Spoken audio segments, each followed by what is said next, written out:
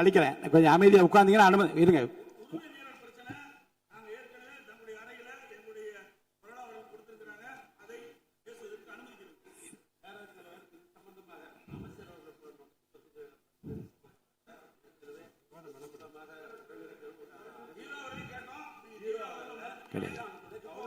அவ்வளவுதான்.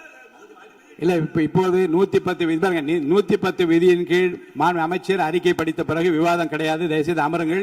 நீங்க உறுப்பினர் பேசுற போது பேசுங்க. நீங்க உறுப்பினர் பேசுகிற பாருங்க, உங்களுக்கு விவாதம் இல்லைங்க.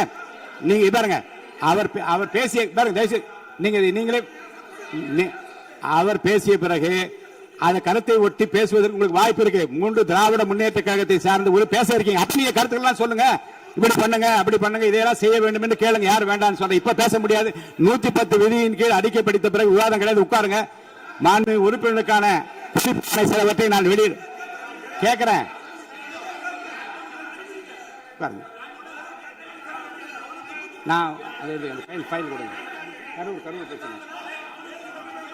மாண்பு உறுப்பினருக்கு பாருங்க எதிர்கட்சி கொறடா அவர்களுக்கு நான் ஒன்றை நினைவுபடுத்த விரும்புகிறேன். பண்ணிட்டாரு.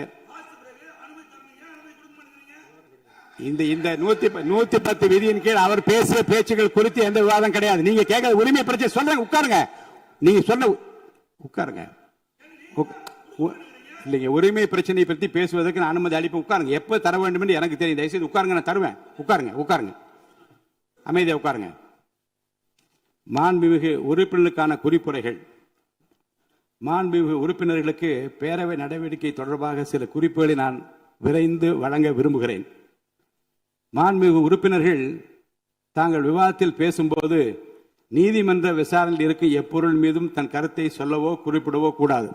அப்படி சொன்ன காரணத்தினால்தான் மதுரையை சார்ந்த அந்த உறுப்பினர் பேசிய பேச்சுகள் அவை குறிப்பில் நீக்க வேண்டும் என்று கேட்டீர்கள். நான் ஆய்வு செய்தேன். அது அவை குறிப்பில் நீக்கப்பட்டது.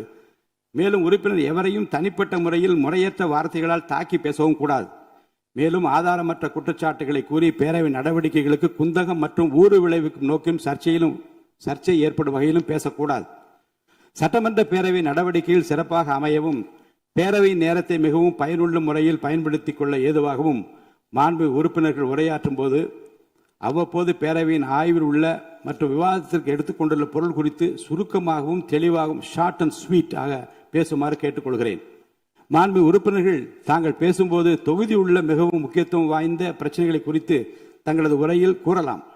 தொகுதி சார்ந்த பொதுவான கோரிக்கைகள் குறித்து என்னிடம் எழுதி கொடுத்தால் அவற்றை அவையில் தாங்கள் பேசியதாக அவை குறிப்பில் பதிவு செய்து தங்களது உரையில் சேர்த்துக் கொள்ளப்பட்டு அந்த உரையின் நகல் மாண்பு உறுப்பினர்களுக்கு அனுப்பி வைக்கப்படும் என்பதை தெரிவித்துக் கொள்கிறேன். அப்படி வந்தா உரையில் நீங்க என்ன எழுதி கொடுக்கின்றீர்களோ அது உங்களுக்கு நீங்கள் பேசியதாகவே கருதி அந்த உரை உங்களுக்கு வழங்க. அப்புறம் நீங்க தொகுதிக்கு போகிற போது நமது சட்டமன்ற உறுப்பினர் என்னென்ன பேசினார் என்று உங்கள் தொகுதியில் ஒரு புத்தகமாகவோ நோட்டீஸாக அடித்து மக்களுக்கு கொடுப்பதன் மூலமாக அவையில் நீங்கள் என்ன பேசினீர்கள் முழுமையாக என்பதை மக்கள் தெரிந்து கொள்ளும் ஒரு வாய்ப்பு ஏற்படும்.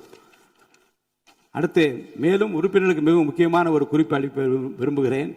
பேரவை நடவடிக்கைகள் தற்போது நேரலையாக ஒளிபரப்பு செய்யப்படுவதால் பேரவையில் உள்ள உறுப்பினர்கள் மிகுந்த கவனத்துடனும் எச்சரிக்கையுடனும் இருக்குமாறு கேட்டுக்கொள்கிறேன். ஏனென்றால் கடந்த வெள்ளிக்கிழமை அன்று பேரவையில் சில உறுப்பினர்கள் அவையில் உள்ள மற்ற உறுப்பினர்களை கேலி செய்யும் வகையில் செய்த முகபாவனைகள் மற்றும் சைகை மொழிகள் பேசியவை கடந்த 2 நாட்களாக சமூக வலைதளங்களில் ஊடகங்களிலும் வேகமாக பரவி வருகிறது. இது சட்டமன்ற பேரவையின் மாண்பையும் கண்ணியத்தையும் குறைக்கும் வகையிலான செயலாகும். இந்தியாவில் உள்ள பிற சட்டமன்ற பேரவைகளுக்கு எடுத்துக்காட்டாகவும் நூற்றாண்டு வரலாற்று பெருமை கொண்ட இந்த மாமன்றத்தின் மரபினை காத்திடும் வகையிலும் கண்ணியத்தினையும் மாண்பினையும் உயர்த்தி பிடிக்கும் வகையிலும் பேரவையின் சில நிகழ்வுகள் நேரலையில் ஒளிபரப்பு செய்யப்படுவதால் மாண்பு உறுப்பினர்கள் தங்களது பொறுப்பினையும் கடமையினையும் உணர்ந்து இதுபோன்ற கண்ணிய குறைவான செயல்களில் இனிவரும் காலங்களில் ஈடுபடக்கூடாது என அறிவுறுத்துகிறேன். இதுபோன்ற செயல்கள் தொடர்ந்தால் அந்த செயல் அவையின் உரிமை மீறலாக கருதப்பட்டு சம்பந்தப்பட்ட உறுப்பினர் மீது நடவடிக்கை எடுக்கப்படும் என்பதையும் நான் தெரிவித்துக் கொள்கிறேன்.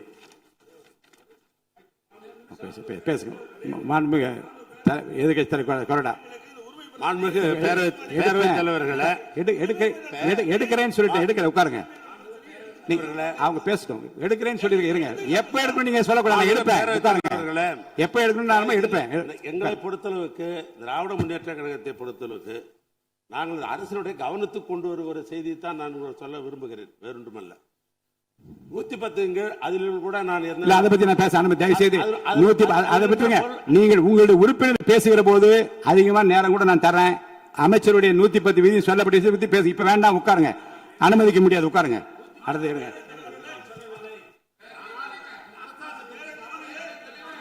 அடுத்து இப்போ இருங்க. நேரலை ஒலிபரப்பை பத்தி நான் ஒன்னு சொன்னேன். காலையில் நீங்க ஒரு கடிதம் கொடுத்திருக்கீங்க. இருங்க,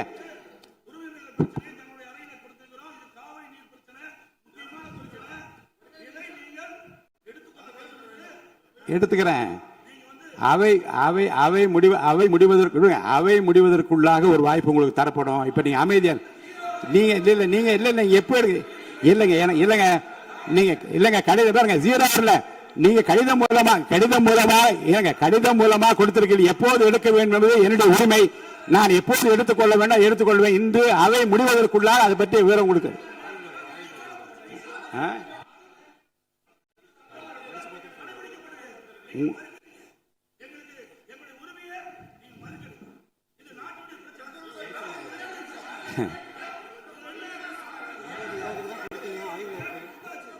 உங்கள் உரிமையை மட்டுமல்ல இருங்க, உங்கள் உரிமையை மட்டுமல்ல, இந்த அவையின் எல்லா உறுப்பினருடைய உரிமையும் தமிழ்நாட்டு மக்களின் உரிமையும் பாதுகாக்கின்ற விதத்திலே தான் இந்த மேகதாது பிரச்சனைக்கு தீர்மானம் கொண்டு வரப்பட்டது. அது குறித்து உரிமை பிரச்சனைக்கு உங்களுக்கு வாய்ப்பு அளிப்பேன். நீங்க அமைதியா உட்காருங்க, வாய்ப்பு அளி. இப்ப நீங்க சொல்லாதீங்க நோ ரைட், என்ன இப்பே என்று சொல்லி கட்டாயப்படுத்த உரிமை இல்லை. நான் அளிப்பேன், உரிய நேரத்தில் அளிப்பேன். உட்காருங்க. நீங்க இல்லைங்க இல்லைங்க 0 அவர் கிடையாது. அலுவல் ஆய்வுக்குள்ள 0 அவர் கொஸ்டின் அவர் கிடையாதுன்னு சொல்லியாச்சு. நீ திரும்ப அதை பேசிக் கொண்டுதான் அனுமதிக்க முடியாது. உரிமை மீறல் பிரச்சனை பேசுவது இல்லைங்க, எடுப்பேன், அனுமதிப்பேன். இன்று அவை முடிவதற்குள்ள அனுமதிப்பேன். இப்போதே எடுங்க.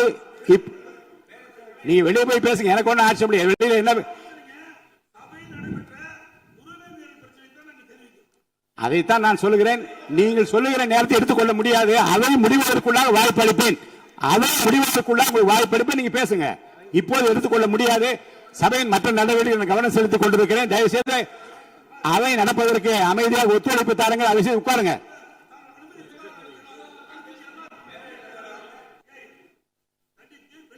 உங்கள் விருப்பம்.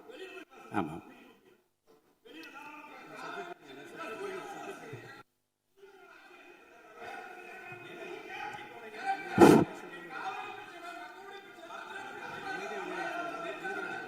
அமைதியா வெளியேறுங்க. அமைதியா இருங்க. தவறான வார்த்தை யூஸ் பண்ணாதீங்க. அவர் பின்னாடி இருக்க உங்க உறுப்பினர் பேசல. வேண்டாம் வேண்டாம் வேண்டாம் வேண்டாம். என்னுடைய அனுமதி இல்லாமல் நீங்க பேசுவது எதுவும் அவை குறிப்பில் ஏறாது. என்னுடைய அனுமதி இல்லாமல் நீங்கள் பேசியது அவை குறிப்பில் ஏறாது.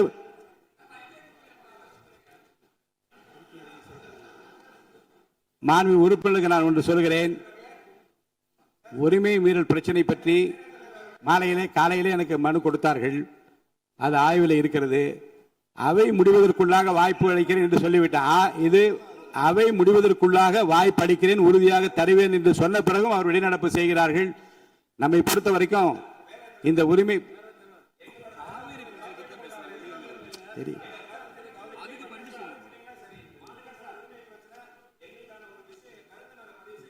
உங்களுக்கு அதே தான் பதில். நீங்க அமைதியா உட்கார்ந்து இந்த பிரச்சனையை பற்றி உங்களுடைய மாமன்ற உறுப்பினர் பேசுகிற போது அதற்குரிய பதிலை மாண்புமிகு முதலமைச்சர் சார்பிலே அளிப்பதற்கு மாண்புமிகு அமைச்சர் அவர்கள் ஏற்கனவே என்னிடம் அப்படி பதில் சொல்ல வேண்டும் என்று கேட்டிருக்கிறார்கள். உரிய நேரத்தில் அவர்கள் பதில் அளிப்பார்கள். நீங்கள் பேசுகிற போது பேசலாம். உட்காருங்க. பாருங்க, பேரவைத் தலைவரே இப்போதே அனுமதி யாரும் கட்டுப்படுத்த முடியாது, அனுமதிக்க முடியாது. அமைதியாக அமருங்கள். முக்கியமான ஒரு குறிப்பை நான் வெளியிட விரும்புகிறேன்.